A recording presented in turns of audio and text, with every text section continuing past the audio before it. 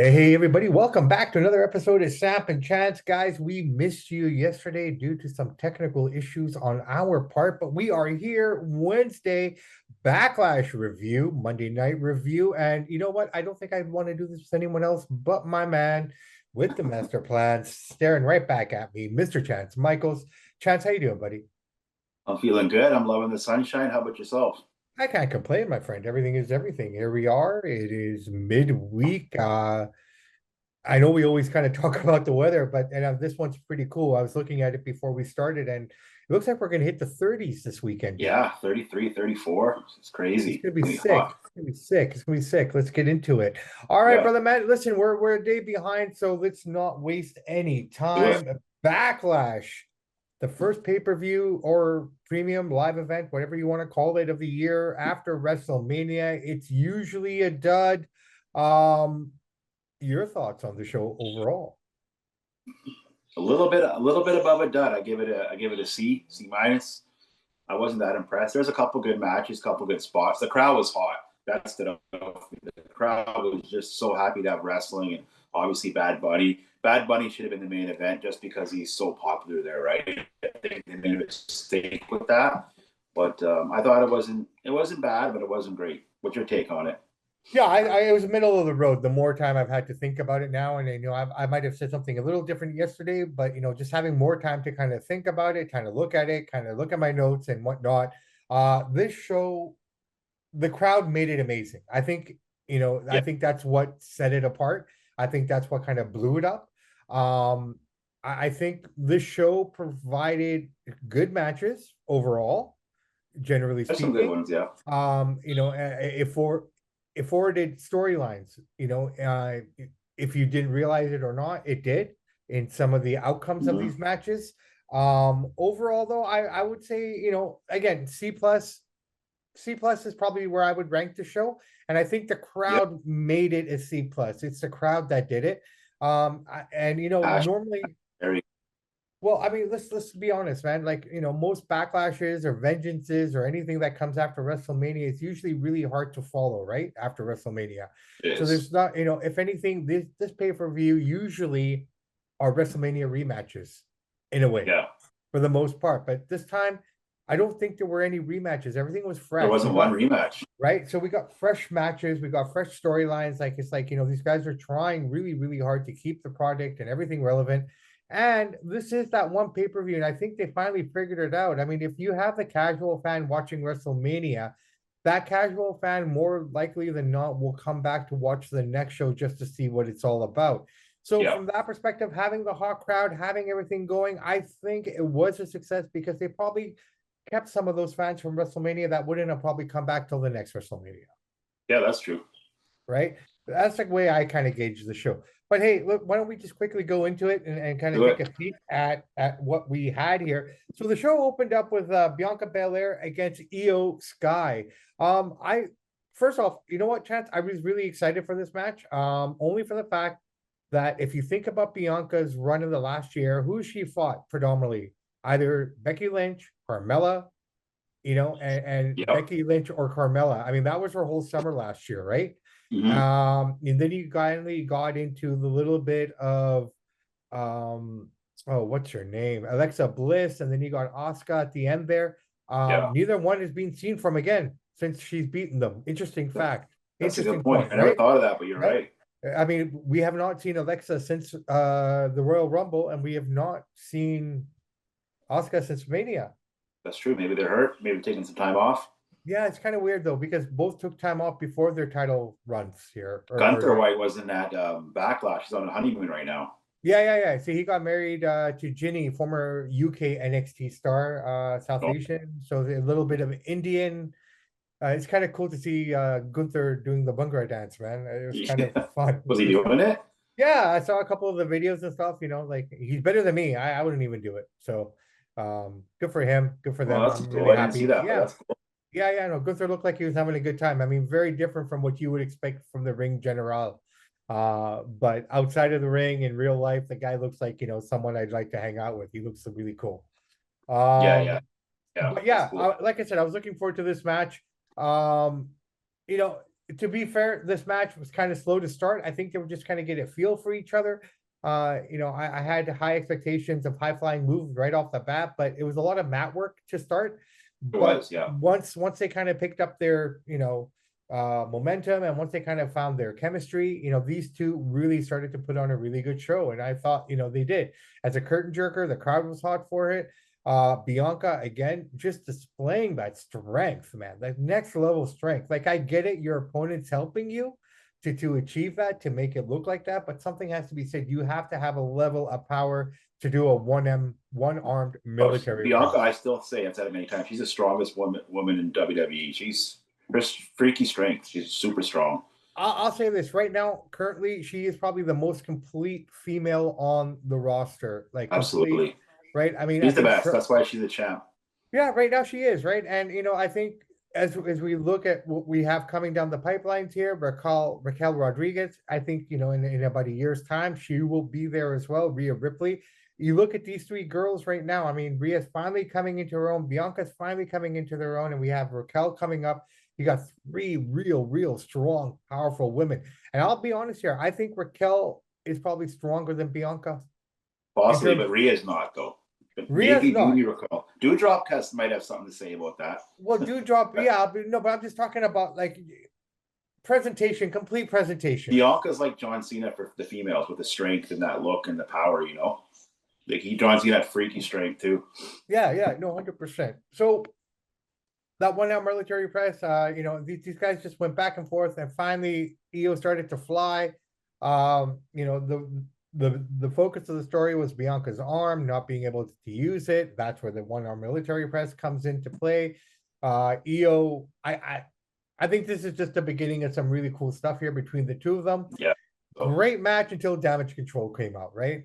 But I get it. And, like I said to you at the start, some of these matches forwarded storylines. And this was one of those storylines that's being forwarded. So you basically get Damage Control out there. They try to run the interference, but ultimately at the end of the day, Bayley causes Io the match with her interference. So, the right person won. I don't think Io should have gotten it right now, but I do look forward to. Well, here's the thing. I think, honestly, Saturday night, we finally saw the Io Sky that I knew, existed, that I've seen in Japan, that I've seen in NXT. It's almost like she's being kind of sheltered, and they finally took the tarp off of her, man, and she looked great. I really like her. She did a good job. I can't wait to see what. I'm glad Bianca kept the belt though, because Io's not ready to be champ yet. No, she's not ready to be champ yet, but I feel that she will be ready soon enough. And if this is the Io that we're getting, I think basically you're going to see a breakup of Damage Control. I almost see Dakota and Bayley turning on Io. That's my prediction for this breakup, because I just think Dakota is just a better heel. She's no face. Io, on the other hand, she's a great face. She can pull it off awesomely. So that's potentially that way. The other way I could see this feud breaking up is Io and Dakota turning on Bayley. That's possible. Yeah, I could see that happening. And Bayley's hair is getting longer, so maybe we'll get the Hug Me Bayley again. Maybe. You never know. She's got to do something. There you go. All right, so here we are. We are backstage segment. Bad Bunny getting ready for his match. Savio Vega enters the ring, gives him a kendo stick with the colors of Puerto Rico on it. Ray comes out, so kind of like a nostalgic moment backstage. Everyone's getting ready. Here we are. Match 2, Seth versus Omos. Now, before we break this down, interestingly enough, the two guys on Raw, Cody and Seth, both fought the biggest monsters and the biggest attractions on their roster. Ironic, right? Yeah. Interesting. Good for them. Getting some different experience. Well, that's it. So the match, they're showing the previews, they're showing the the video package for this match, and while it's happening, I'm thinking to myself, why are they doing this? This just makes no sense at all. Well, I'll tell you why. What I think is because Omos is the biggest man in wrestling. They got to showcase him. They want him in Puerto Rico, showcasing the Puerto Rican fans. This big giant, the biggest man in wrestling, is not in AEW. He's with WWE. Here he is. Here's the big freak, the big monster. And think Seth can get a still get on the pay-per-view and get a good match out of him. And Omos is underrated. He's a very good worker for how big he is and how he's pretty mobile. He's very big, he's very agile, he moves really fast, he looks good, right? Yes. But here's my only problem with this match. I get that you need to keep Seth hot, but outside of the inverted stomp and the stomp off the top rope, which we saw on the show, that's 3 in a row now that Omos has lost. So if you want to project this guy as a big man and as someone, very strong and whatnot, you got to give him a victory over somebody, man. I mean, to be fair, they dropped the ball at WrestleMania. He should have beat Brock. He should have been the start of his run. I don't know why they let Brock win that. Well, it's Brock, right? Brock didn't need it. No, he didn't need it. And I think Seth could have won this match another way, to be honest. I mean, if you need it, because as we go into Raw, yeah, Seth is going to be the representative of Raw for the World Heavyweight title. That's going to, he's going to be fighting in Saudi for that after Raw on Monday night, right? So yeah. I get it. They had to give him the victory, but give him the victory another way. 3 clean losses now. That's 3 clean losses to Strowman, then to Brock, and now to Seth. So, I just look at it from that perspective, like, okay, you're trying to build this monster of a guy, but you're not doing him any favors by giving him losses like that to top tier names. Now he's going to come on Raw and he's going to look menacing and he's going to beat up a couple local independent talents. That's not, I don't want to see that anymore. No, I know. He's got to start beating up Sheamus and Drew and some of those kind of guys, start beating them around. Awesome. It's hard. Like, who do you put him there with, right? Like, who can afford a loss that won't hurt them, sort of a deal? I think of Drew McIntyre, that'd be an interesting feud. He's not involved in the heavyweight title at all in any way. Yeah. So Drew would be good. I don't know, man. Maybe he can go against Bronson Reed. I don't know. He's got to beat somebody with a little bit of a name. Yeah, but see, you can't go against Bronson because you're trying to build Bronson as well, right? Somebody's got to take a loss. You can't have everybody winning, right?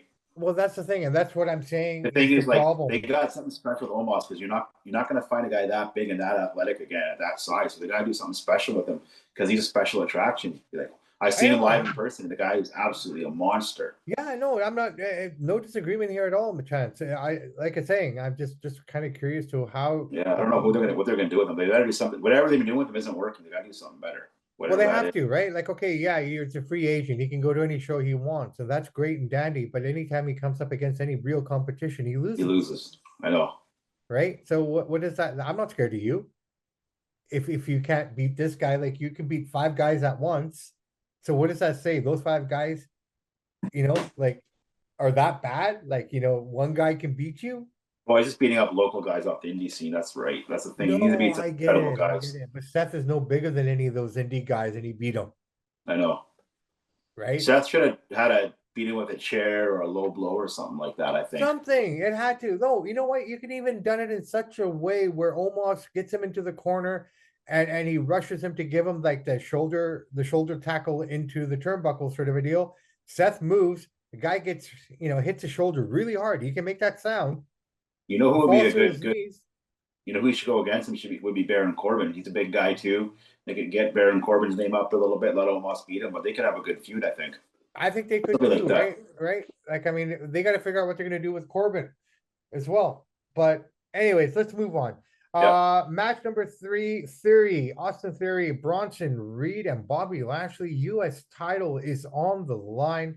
This will probably go ahead and become the main title on SmackDown as Roman is champion there. So the roles are reversed. Raw's going to get a champion again, and the U.S. title will be the main title on Raw or on SmackDown. Chance, I'll tell you what, man, I was really looking forward to this match just because of the things that I saw earlier, like the build up to it, some of the spots that these guys can do. Watching Bronson Reed in NXT, watching him since he's come back, knowing what Bobby Lashley can do, knowing how strong Austin Theory is. This match didn't deliver. All the spots got filled. Everything you needed to see was seen, but nothing stood out for me. Yourself. Sometimes when you throw 3 super talents like that together, you're throwing something at the wall to hope it sticks. This is like putting Mick Jagger with Eddie Van Halen. Doesn't mean they're going to make a hit. There was no chemistry here is what I'm basically getting at. They did their spots, but they didn't flow right. I don't know. There's something was missing. It didn't feel special. This is probably the most match I was excited for, that in the Cody match, but I don't know what it was, is how they booked the match, or they just it wasn't a good flow. Like, I don't know, it was a bit of a letdown. I'm glad Theory kept the belt. I said our last week he'd retain, but I wasn't too impressed with what my expectations were. So I'm with you on that. Yeah, no, I mean, don't get me wrong, there were some cool moves and things Oh that, but yeah, we've seen it before. We've seen what they're capable of. I just was waiting for something a bit more exciting. Now, one possible factor is it's like, you got three guys of three different statures and sizes. I don't know if that too. that played a role in anything, but I don't think it should have because each guy should have complemented each other. Now, I think that Bobby Lashley and Austin Theory have a lot of chemistry. I'm not putting this on Bronson Reed in any way, Yeah, but maybe the fact that Bronson was evolved, just kind of changes the dynamic because Austin hasn't it really could be. worked with him, where Bobby's had the luxury of working with both of them. Is it me or does Austin Theory have the best drop kick in wrestling? Man, can that guy jump high straight off the mat? Him and Montez Ford, they can just get up like nobody. Yeah, the standing Super drop kick, athletic. I mean, it's phenomenal, Yeah, but it's so no, beautiful how Theory does that. yeah, no, it's a lot of leg strength, man. I guess you would know this. Yeah, Just what an phenomenal. athlete he is, though. He just like gets up so high. Him and Montez Yeah. are such special athletes. Great core strength, man. Great, Yeah, great core strength. All right, should we get into number 4? do it. Number 4, SmackDown Women's Title. Now, keep in mind the crowd has been hot all night. I didn't think it could Oh get any yeah, louder till this match. And here we go. Rhea Ripley versus Selena Vega. Selena Vega, resident of the Bronx, New York, I believe, or Queens. That's where she's from. But yeah. her family's from Puerto Rico, so they really, laid it out, spread it out really thick here for her. She came out, like Lady Liberty, expanding her arms, and there was the Puerto Rican flag. She was so emotional. The match was a squash, and that's all I got to say about it. The takeaway from this wasn't Rhea winning, it was just the reaction that she got, Selena Vega, and kind of placating the Puerto Rican fans, and it was a That's good. exactly what it was. Placating the fans, giving them one of their own to cheer and get hot about. So it's Yeah, good for yeah, Selena to get out there. and you know what? Good for Vega. This was something that they had planned for her to do before at one time, but it got canceled due to pandemic or whatever reasons they Yeah, had at the time. Just incidentally, I mean, they mentioned it on the show, and I mentioned this to you as well. Her father, who is from Puerto Rico, was one of the unfortunate victims from 9/11. He was stuck in well, one of the towers, right? So, I can understand the emotion. I can understand all of that, and a feel good story to say the least. it is. Yeah, I'm happy You for know, that. She got to get out there in front of her home and crowd. yeah. Unfortunately, she didn't walk away with any gold, but I don't think anyone expected her to. No, Not she's just even, happy to be out there. That's yeah, good enough for her, right? not even the hometown was, expecting her to win. If they were, then No. they were delusional. Now, here's something really, really funny. Did you remember on SmackDown, the show opened up with Ray and all of them because they were in Puerto Rico for that SmackDown show, and they were cutting all the promos in Spanish, right? Yeah, remember that. Now they give the mic to Selena. As she's about to speak, the music hits and she never cuts a promo. Did you ever wonder why? No, why? She can't speak Spanish. Her Spanish isn't great. Like, she can speak Spanish, but she's not that. Well, Like, she grew up in New York, so yeah. yeah. Like, she can understand it. She's like me. I can understand Hindi and Punjabi, but my speaking is probably C plus, maybe low B, where Yeah, she's at, right? And I guess you don't want to have that level of communication when you're that not predominant. on a big stage like that. Yeah, No. yeah. So that it's kind of funny how they cut the mic that way, right? It just That's stuff we do in an independent promotion. You get away with that, but not on the big stage. no. But it was funny, right? Like, if you Yeah. didn't know, that's why that I didn't happened. know, but that makes sense. There you go. All right, so I thought the crowd could get no louder than they did for Selena Vega, but then I forgot the son of Puerto Rico, the two sons of Puerto Rico, both guys growing up in the actual same town. Oh, I didn't know that. Yeah. Bad Bunny against Damian Priest's Puerto Rican street fight. I'll say it this way straight up. I mean, it was a plunder match. There was a lot of high spots. Logan Paul is a different complete athlete. There's no comparison. Yeah, we can't compare them. This is You separate. can't compare this guy, but Bunny in his own right, mad respect for what he pulled off. There was a lot of, People forget how small he is. What does he weigh? 130 pounds? Like what? 140 pounds? Yeah. So like for let's him to fly around and take those hits, that's a lot of impact on that little frame. And no, he I'm has some telling good you. high. He's a good high flyer when he jumped off the top rope of the canvas. So that when he got slammed there on the through the table there on the up in the crowd. Yeah, I and, actually and my takeaway from this match is Damian Priest. I didn't think looked very good at all. I don't think he I think I don't know. I don't think he's quite as good as we perceive him just because he's in the Judgment Day. When every time he wrestles, I don't. He just seemed lackluster. Bad Bunny, I thought, was outperformed him. well, here's what I'll say about Damian Priest. I mean, he's surrounded by Finn Balor, who's one of the best, in-ring technicians today. One of, not saying Mm-hmm. the, but he's Yeah, one, he's up there. Rhea Ripley, she can go, right? And then you throw in Damian Priest and Dominic in there, and then when you're kind of in the mix, you're protected, right? You're taken care of, not taken care of or Yeah, he's protected, being but I mean, shielded by that. Yeah, absolutely. but indirectly, directly, I don't know if it's something they realize in the back or whatnot, right? But we So they haven't, must. but dude, we haven't really seen Damian fight one-on-one since joining Judgment Day, This might be the reason why. right? If he So, wasn't from Puerto Rico, he wouldn't have had that match, right? And he didn't do very good. Bad well, Bunny was amazing. His entrance was amazing. Like Bad Bunny rocked it. yeah, I was let down by Damian. I thought he could do better. well, initially, I think what we wanted to see was, Dominic and Damian go against Ray. And so I don't know how that changed, how it became a street fight, because the initial plan was to have it as a tag team.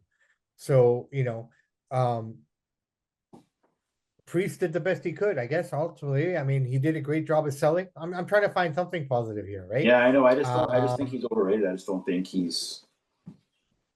I mean, he's not much better than NXT talent. I don't think. I mean, he's stuck in the Judgment Day, but his mic work isn't great. His in ring work isn't great. He looks good, but other than that, he doesn't have a lot going for him. At least yet, that can still improve. But I just think he well, got exposed here. I think.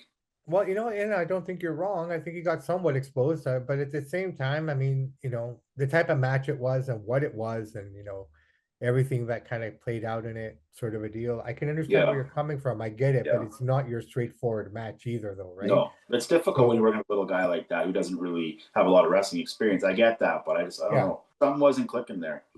well, I The mean, crowd loved it though, and this should have been the main event. and again, this is the thing, right? The crowd loved it. So I mean, Yeah, without clinical eyes watching the program, and this is where being as attuned with boxing and wrestling as we are per se, mm-hmm. sometimes blemishes stand out that most people won't Yeah, see. exactly. And the main thing is the crowd loves it. They showed up and cheered. That's the main thing at the end of the day, really. That's ultimately what you want, right? Right? Right. Like you and I we can nitpick forever Yeah, about this and that because we see things differently. We like yeah, why was everyone in the Judgment Day in white? Right? Like you know what I mean? That yeah. who picks up on that? Right? Like on Raw That's true. a couple That's a good. nights ago, who picks up on the fact that on the two triple threat matches that we had on Raw to determine the number one guy, Long. you Yeah, you're know, saying that. one triple threat match was all short hairs, and the other triple threat was all the long hairs. Now I don't Yeah, think there it's a was good any observation. coincidence or anything, but I mean, that's just how your mind starts to work when you get past a certain level of fandom. You start to Yeah, because look you're like, trying to okay, break it down. right? Like for me, I look at a guy like Jordy Taylor, for example, the moment taker, and he's right on the money, man. It's not about high spots, it's about the quality and the engagement of the crowd and the character Exactly. development, right? So, it's just kind of like these are the things that we watch, and it's so I don't want anyone to think that we're hating on something because Speaking of crowd, I got to bring this up. Did you hear what Chris Jericho said?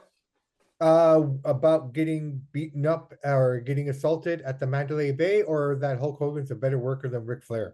Hogan the better worker than Ric Flair. I actually agree with what he's saying. Okay, I didn't read the article. I just read the He just headline. basically said he had better match with Hogan than Flair. Hogan knows what he's doing. He knows the crowd. He knows how to move. He knows everything. Hogan's a master. That's why he's the most famous wrestler ever, right? I mean, sure, Ric Flair could do a better arm drag and some headlocks, but Flair can't get the crowd going like Hulk can. Nobody could, right? Who was a better storyteller, Hogan or Ric Flair, though? Probably, I don't know, man. I think NWO Hogan, man. See, because I look at Hogan and he reminds me a lot of our local guy here, Mr. Jolinder, the Thunder from Jolinder, Yeah. who's very similar in the way of how he presents himself. The guy's got 5 moves, Mhm. but he has the crowd eating out of the palm of his That's the hand. main thing about it. It's a He's show for the fans, right? It's the facial expressions, it's that energy, it's the way he comes out to the ring, it's the And way he's a he big looks guy too, around. like Hogan. He's a big guy too, don't get me wrong, but it's just like that, like the storytelling though, like who was the better storyteller? Yeah, I I think think we Hogan. I think we should do a show just on storytellers. Who were the best storytellers in wrestling? People forget, and this is that would be a good show. People forget there's one thing John Cena never did really. Like I mean, he started out heel, but then he was face for the rest of it. Hogan was one of the best face and the best heel in 2 different decades. Pretty No, I impressive. 100%. Cena wanted to go heel. Yeah, Vinny wouldn't let him, but Vinny I wouldn't get let why, him, but right? different I get time, but it still. was all marketing, it was all the merch, right? I Yeah. mean, and again, we make reference to this, but every time John Cena shows up, that stadium has sold more merch Oh, with dude. his name than anything. And the funny part is, he's not even on the show for a year, and his merch is still outselling everybody else's merch. Crazy. That's super popular. One of the most Right? popular wrestlers ever. He's up there with Hogan, Austin, and Rock guys. He's that popular. Yeah, yeah. I mean, I love to break it down. We got to break this thing down into tiers, We like will. We'll do a show and all levels, that. right? Cool. Like levels, right? I mean, I almost don't feel that guys like we talk about Hogan, Flair, blah blah blah, but I think there's a level higher than that that only a couple of them transcend. And I put Hogan and Cena on a level higher than everyone else. Oh, absolutely. I agree with you. And they're higher than Austin and Rock for wrestling. Well, that's what I'm saying. Just only for their long. Well, I mean, Hogan. Well, Austin only had 3-4 years at the top. That's a short run in the grand scheme of things. John Cena and Hogan's run was huge. Well, I mean, Hogan's run was only 4 or 5 years, right? Let's think of the 85 to Yeah, but then 94. you got WCW, Monday Night Wars. No. I get that. Yeah. WWE So he did it from that side, right? But in terms of like longevity in the WWE as number one top guy, Cena did it for almost 15 years. Yeah, you'd have to combine Hogan's WCW and WWE both the same. Right. And again, keeping the show alive. If it wasn't for Cena and if it wasn't for Hogan, I don't know if we'd have a podcast. I don't know what wrestling would look like today. I don't think it'd go It wouldn't be away. worldwide as it is. I don't think it'd go away, but I don't know if we'd be digesting it and consuming it the way we do. No, I agree with you on that. All right, so let's get to the last match here, my friend. We are looking at Cody Rhodes versus Brock Lesnar. I don't know, man. I thought Bit of a it letdown was. on this match. This is the match I was looking forward to the most. It was good, but it wasn't great. I did like the booking of the match, how Cody's not going to beat Brock straight up. So he took the turnbuckle off, threw Brock in the turnbuckle. Brock bled. I don't think he bladed. I think he fell on a cut. He's coming out like a water fountain, and he got the quick pin. So I like that because he could say, you only won because the turnbuckle off and I cut myself, basically. He didn't beat him clean, really. So he had an injury, but it wasn't as, I don't know, they didn't have great chemistry. I don't know. What do you think of it? Okay, well, first off, I mean, the internet wrestling community, I don't understand these fuckers. I just don't get they're the them. worst. First thing they want to pick on is the fact that Brock bladed. Brock bladed. No, They didn't Brock didn't blade, man. As soon as his head hit the turnbuckle and he came up, it started bleeding. Now, Yeah. either this guy's hands are so fast that we didn't even see it. There's no way he could have bladed. Most blade jobs take place once the guys take the camera off of him and he's laying on the canvas face down. That's when the blade job happens, right? And his cut was right about here between his eyes. It was right too. there. No, it was right. It was a perfect cut, right? Now, I'll say this about the match. It was typically what I thought it was going to be. Like, how do you beat Brock Lesnar without giving him a nut job or something, right? Yeah. I mean, I don't even think a chair would hurt him. I think you basically have to punch him in the nuts and hit him with turnbuckle spot. The turnbuckle, but the way he beat him though as well, it's not like he beat him, because of the turnbuckle hit, because he ended up in a Kimura and he adjusted his body where he flipped him over, a quick pin, right? But I think they'll say like, he had blood in his eyes, he couldn't see. He was kind of wobbled him and took a lot out of him by cutting him and hitting that steel. That's kind of all tied into it, right? But they never made a mention of it on Raw. And, I saw the match as well, the way you saw it. Like, it was a little lackluster, but it was a typical Brock match. But what they did on Monday night was really cool. I thought, okay. That was good. I'm okay for another round of this. Let's see what they do. Yeah. On Monday, we saw a really, really dark side of Brock. Like, not heel Brock, not cowboy Brock. We saw fucking Brock. Yeah. Dark Brock. Not even during his main, like in his prime when he was, up and coming and everything. This was different. This was like, look at my face. Look at my face. He's like, kind "How of, dare this little man beat me? I want to smash you," pretty much. and the stitches and everything. I just kind of like, I'm looking forward to this, right? That being said, very quickly, so we know that Seth Rollins won on Raw. He's going to go on to be the Raw half of the title match at Night of Champions. We also have Brock and Cody on that card as well. We also have Becky versus Trish on that card. So Night of Champions, not every match is going to be championship matches, and I have a feeling we're not going to see the tag team titles defended there, nor are we going to see the KO and Sammy gets beaten anytime soon. No, I agree with you on that. Should be a good pay-per-view. Should be good. I'm looking forward to it. Looking forward to it. We still don't know who Roman's going to face. He's got to fight there. I mean, it's Saudi Arabia. He has to be on that card. I don't know. I think maybe AJ might be the guy that they I think so. throw at him. On the SmackDown side, we have Edge, Sheamus. Who else is in this? Edge, Sheamus. Is it Help me out Ray? here. Bobby Lashley, Ray, and Austin Theory. Edge gonna come out of this bracket. I think Edge is gonna face Seth at Night of Champions. That's what I think. You think so? I think so. Edge's getting a little bit older. Only got a few big matches left. Give him a big match at a big pay-per-view. Seth versus Edge are gonna have a good match. That's what I think. Who do you think it's gonna be? I think SmackDown Edge, and then Raw side is Seth. Well, I have a feeling it might be Bobby Lashley. I hope not. He'll lose. He'll Yeah. lose. For the SmackDown side, he'll lose, but I think Could they be. owe him. They owe him something because of the whole WrestleMania Bray Wyatt stuff. Yeah, Where's Bray right. Wyatt? What's he doing? He's been sick and he's looking to come back. He's feeling better now, and whatever they didn't Like really physically sick or like mental? like physically sick. So he had something. I don't know what it is. I'm not sure, but I think when they cut him, I should have just left him be. Personally, I wouldn't have brought him back. It's not worth it. I'm sad that he's feeling sick and stuff, but I don't think he's worth the hassle. well, I mean, maybe again, let's see what they do, right? I don't even know how to answer that. I mean, because a part of me agrees with you, but a part of me also likes that whole visual. Yeah, he's got a good character, but I just think it's he never has really great matches. It's too much. 1 minute he's dark, then he's silly. Like he doesn't know. He's all over the place. It's like somebody needs to tell him, no, pick this character and you're staying with it, or if not, you're out. And they getting a know little that, ridiculous. dude. And they know that exactly what you said right now is what Triple they H know. said, right? That's why Brock didn't want to work with them, because it's like, what do you do with this guy? Well, no, I think Brock learned a lot from working with Dean Ambrose, aka John Moxley, right? I mean, the same kind of scenario. You got this kind of really weird, Vincent type of character who's just kind of like so artsy and just so out there. That was like a horror character almost, Yeah, right. And I mean, what do you make of the Blackpool Combat Club? Have you watched them recently on AEW? Yeah, I've seen that. What do you think of them? They're all right. I'll be honest, man. I just think that gruesome brutality is just too much, even for me. To be fair, man, like what these guys are doing, like I get it, and if this is the characters that they're portraying, fuck, I tell you what, man, Cesaro, Moxley, Daniel Bryan, they're doing a killer job. But it's hard to watch when they start going to town on people with that screwdriver. I just don't get the it. forks to the head and stuff. That's not wrestling. That's what I'm talking about, right? Like, I mean, that's barbaric. That's not wrestling, dude.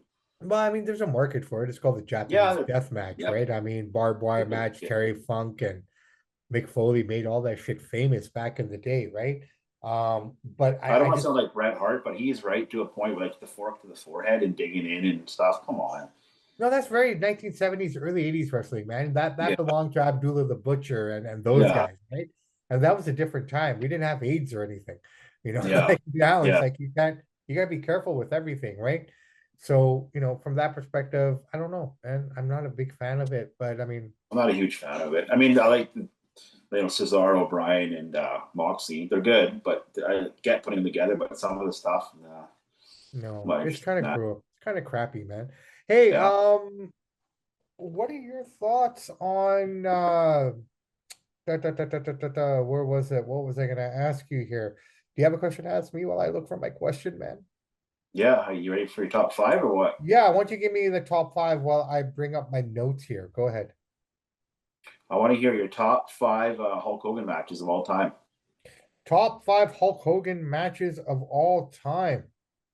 Okay, this is fun.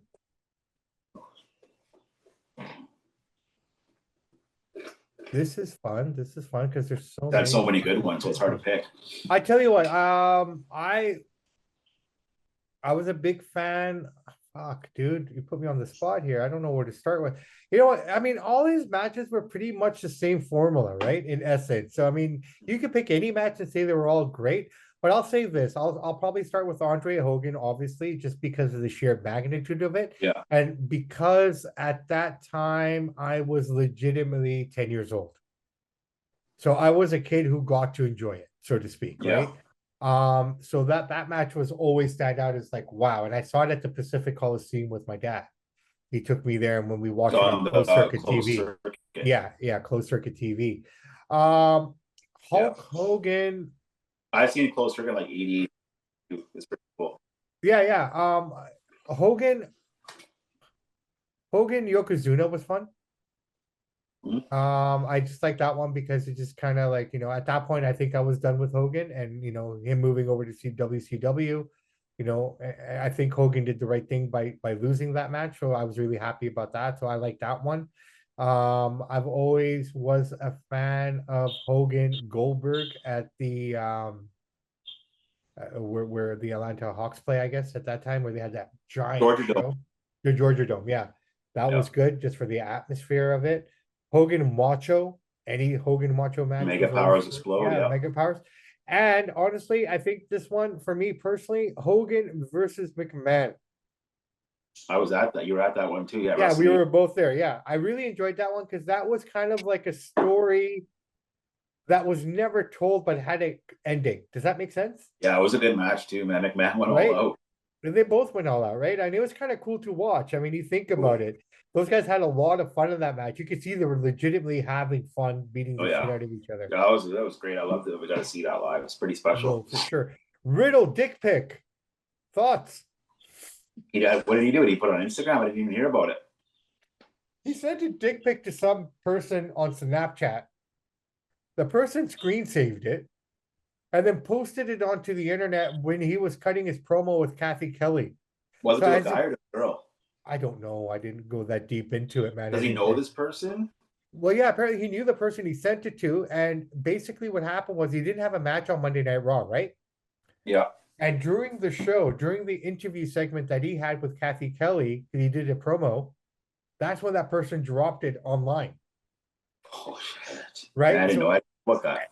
Everywhere, dropped it on all platforms, everything, blah, blah, blah. And then Riddle had this interaction with a fan because the fan sent it to him, right? Via social media, Twitter or whatever, It in was like, his holy DM. crap.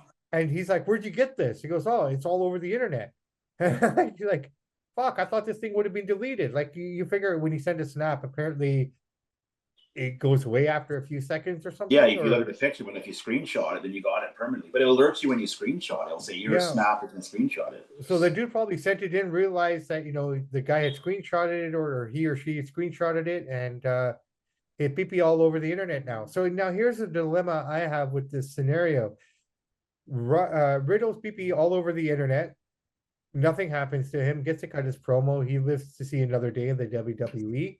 Mandy Rose, on the other hand, well, yeah, for now. But Mandy Rose, on the other hand, completely kiboshed because she has an OnlyFans or something equivalent to it.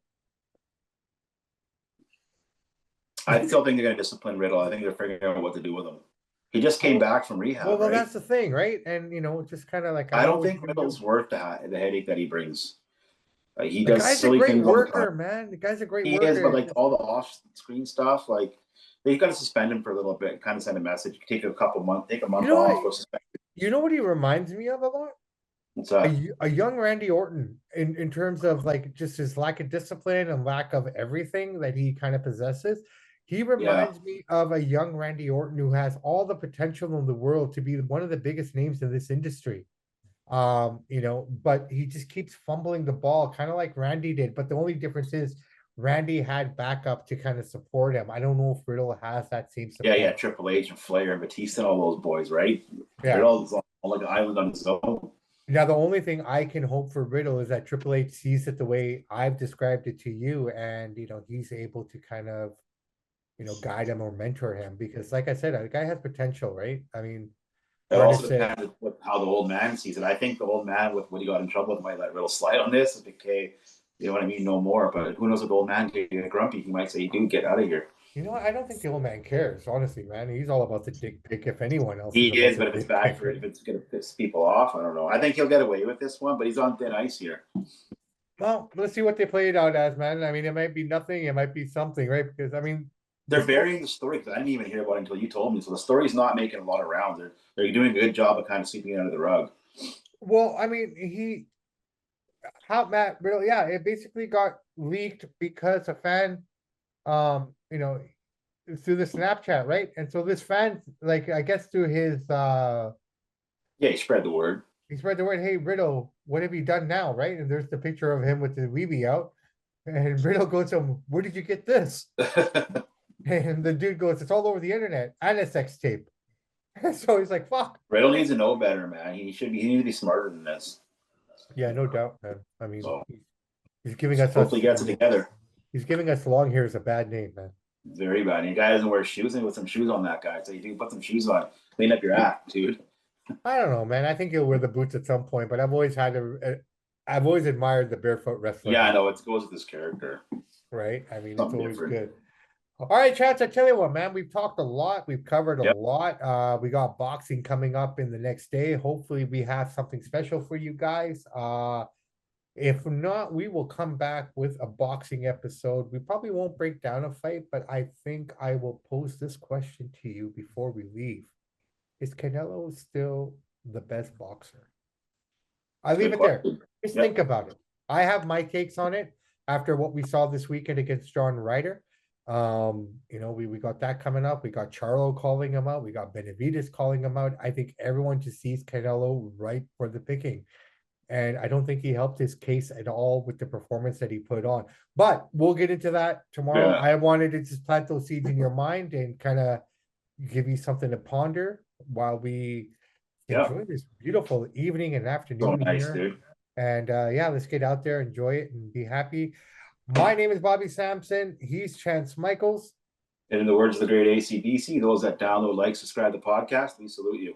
We do salute you, and in the infamous words of one Ed Whalen, in the meantime and in between time. Well, that's it for Snap and Chance. And guys, before we leave, everyone, thank you so much for checking out our last episode, the Canelo Ryder preview, and our interview with Jared Yonko in there. We're gonna get back with him. So again, thank you for all the support. Please keep listening. Please keep tuning in. If you haven't subscribed, please. That's all we ask. We don't ask much. On that note, Bobby Sampson, Chance Michaels, enjoy the rest of the week. If we don't talk to you guys, please be safe this weekend. It's going to be a scorcher, so go out there, drink, be merry. Just make sure you get home safe to your loved ones. Samp and Chance out. Everyone, have a good night.